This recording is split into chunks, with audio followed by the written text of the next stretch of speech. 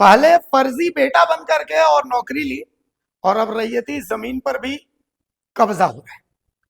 यह अजीब सा मामला निरसा का है।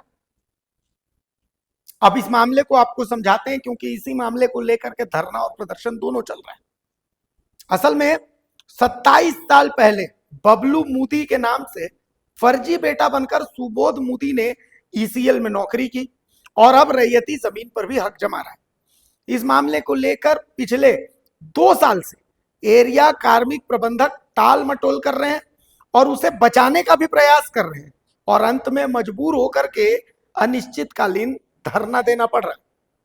ये बातें बताई धरने पर बैठी दुलाल मोदी की एकमात्र उत्तराधिकारी उनकी बहू पबी मोदी ने।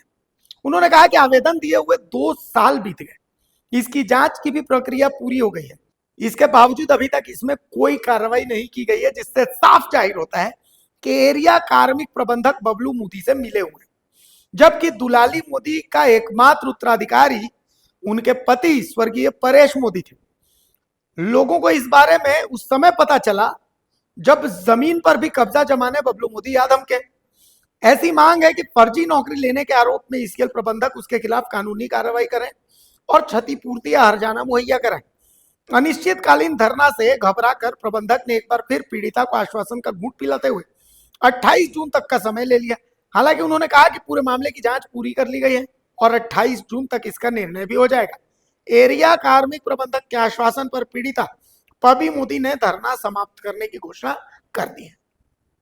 यही मिला कि हम लोग लिखित रूप से एटीएम को दिए थे, तो वो हम लोग को आश्वासन दिया कि 28 तारीख तक आप लोग को क्लियर हम कर देंगे इस विषय में। तो जांच की प्रक्रिया पूरी हो गई है? जांच की प्रक्रिया पूरी हो गया है, वो बोला जांच की प्रक्रिया पूरी हो गया है, लेकिन हम नया आए हुए हैं या एक हफ्ता आए हुए हैं, हम 28 तारीख तक आप लोग को पूरा फुल करेंगे। हम लोग यहीं उसी के ही में हम लोग धरना यहाँ समाप्त करते हैं। हुआ छानबीन होने के बाद सब कुछ हो गया, होने के बाद बोला कि डिसमिस इसको कर देंगे, लेकिन वो डिसमिस के चलते आज 2 साल से हम लोग रगड़ रहे हैं। अभी तो मैनेजमेंट कुछ फैसला नहीं दिया। ये नौकरी कब लिया है? ये नौकरी लिया है 97 में। इतने दिनों बाद जानबे नहीं करता था। जब जमीन लेने गया तब ना पता चला कि हम लोग का नौकरी उसने फर्जी ढंग से हड़प लिया है।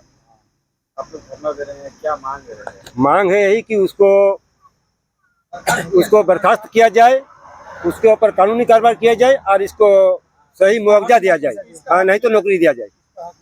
इसका हक मिलना चाहिए। सही लागू का हाँ, उसको मिलना चाहिए। क्या नाम है आपका? मेरा नाम है सपन कुमार महतो। आप कौन हुए इनके? हमारा गांव का बहु हुआ। আমি জমি বিকতে গেছিলাম, যে সুবোধ মধ্যে এসে বাধা করছে যে আমার জমি, ওর জমি কোথা থেকে পাইলো? আমার শ্বশুরের জমি ওগুলো।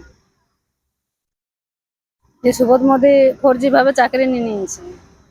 সুবোধ মোদি বলছে আমি দুলালির বেটা, তো দুলালির যে ছিলা ছিল না, আমার স্বামীকে রেখেছিল দুলালি বেটা বলে।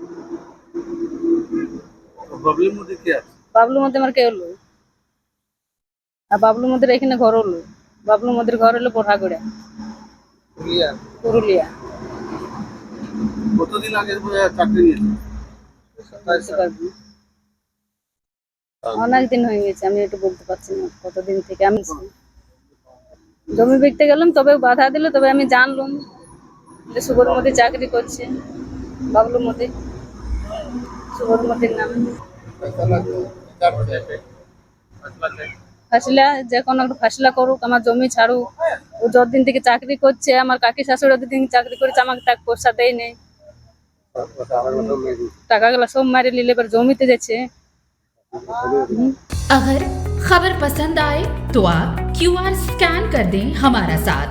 आपका एक छोटा आर्थिक सहयोग है हमारा बड़ा हौसला।